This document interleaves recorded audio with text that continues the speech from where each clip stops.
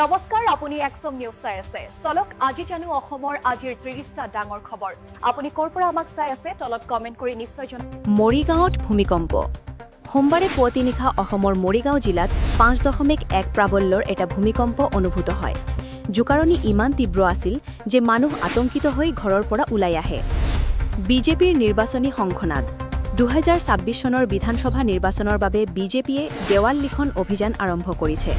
মুখ্যমন্ত্ৰী হিমন্ত বিশ্ব শৰ্মাই গুৱাহাটীত নিজে দেৱালত স্লোগান লিখি ইয়াৰ শুভাৰম্ভ কৰে অষ্টম দৰমহা আয়োগ গঠন কৰা অসম দেশৰ প্ৰথমখন ৰাজ্য হিচাপে পৰিগণিত হৈছে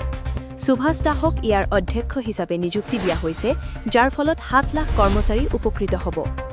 আইআইটি গুৱাহাটীত এআই বৈঠক ইলেক্ট্ৰনিক্স মন্ত্ৰালয় আৰু অসম চৰকাৰে আইআইটি গুৱাহাটীত হিউমেন কেপিটেলৰ ওপৰত দুদিনীয়া বৈঠক আৰম্ভ কৰিছে ইয়াত ভৱিষ্যতৰ এআই ৰোডমেপৰ ওপৰত আলোচনা কৰা হৈছে জিহাদী মডিউল উৎখাত অসম আৰক্ষীয়ে ত্ৰিপুৰাৰ সৈতে মিলি এক বৃহৎ জিহাদী মডিউল উৎখাত কৰে এই সন্দৰ্ভত 11 জন সন্দেহযুক্ত লোকক গ্ৰেপ্তাৰ কৰা হৈছে যাৰ সম্পৰ্ক বাংলাদেশৰ সৈতে থকা বুলি জানিব পৰা গৈছে আসন সন্দৰ্ভত মুখ্যমন্ত্ৰীৰ দাবী আগন্তুক নিৰ্বাচনত এনডিএ মিত্ৰজোঁটে 126 খনৰ ভিতৰত 103 খনতকৈও অধিক আসন লাভ কৰিব বুলি দাবী কৰে মুখ্যমন্ত্ৰী হিমন্ত বিশ্ব শৰ্মাই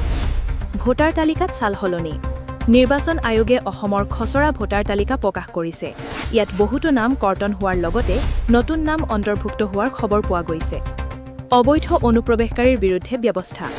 মুখ্যমন্ত্ৰীয়ে জানিবলৈ দিয়ে যে যোৱা 3 মাহত 2000তকৈও অধিক বাংলাদেশী অনুপ্ৰৱেশকাৰী ঘূৰাই পঠিওৱা হৈছে আৰু এই অভিযান অব্যাহত থাকিব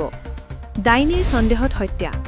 অসমৰ কখন গাঁৱত যাদুমন্ত্ৰ বা ডাইনীৰ সন্দেহত এটা দম্পতীক জীয়ন্তে জ্বলাই দিয়াৰ এক বিচলিত কৰা ঘটনা পোহৰলৈ আহিছে আৰক্ষীয়ে কেইবাজনো অভিযুক্তক জিমাত লৈছে প্ৰিয়ংকা গান্ধীৰ ভ্ৰমণ প্ৰিয়ংকা গান্ধীৰ অসম ভ্ৰমণক লৈ ৰাজনীতি উত্তপ্ত হৈ পৰিছে কংগ্ৰেছে তেওঁক ৰাজ্যিক স্ক্ৰিনিং কমিটিৰ মুৰব্বী হিচাপে নতুন দায়িত্ব দিছে